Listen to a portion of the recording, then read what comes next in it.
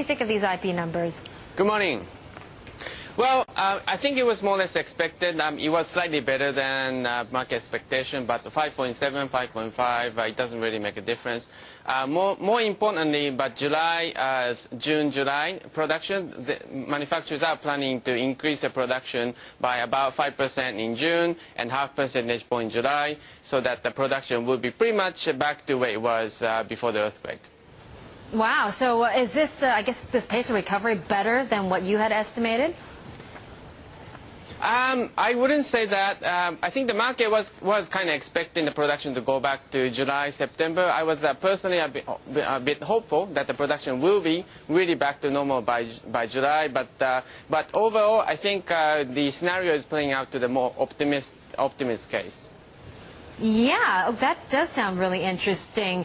So what does that mean, I guess, for the Japan itself? Because we saw the contraction in the first quarter. Does that mean we're going to avoid contraction in the second quarter? Well, we are forecasting zero growth for April-June quarter, so flat growth. I think we are still more optimistic than the market. I think market must be looking at about -2% QOQ annualized growth, but with a good consumption number which came out yesterday, and with a fairly moderately good industry production number today, I think there's more chance that the April-June quarter will avoid a decline in the GDP. Okay, but what about the strong yen? Isn't it surprising that we're seeing this acceleration of the recovery? Well, some are calling it an acceleration of the recovery than most expected, despite the fact that the yen is trading at such lofty levels.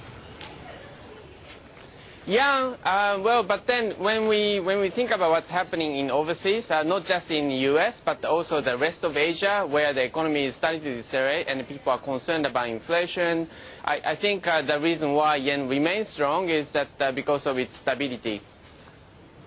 Yeah, stability. Still trading at above 81 still against the U.S. dollar. Okay, one more question for you, Okubo-san. I guess in the next 6 months to close out this year, what are the key points to see that Japan's economy is indeed accelerating or recovering at the pace that you're looking for? Right. Well, I would say there are two factors. One factor is the nuclear power plants. So there is still concern that Japan will make shortfall of power because of a nuclear power plant shutdown.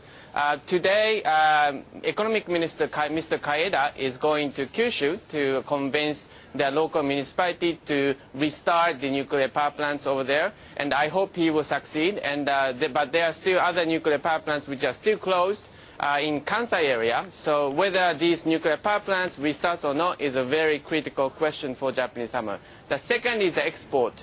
As we saw today in the industrial productions, overall industrial production number is recovering, but the car makers are still lagging behind. They are still about 20% below their pre-disaster level. So whether that they will recover their production quickly, and then whether they can resume export as normal, I think that's another critical point.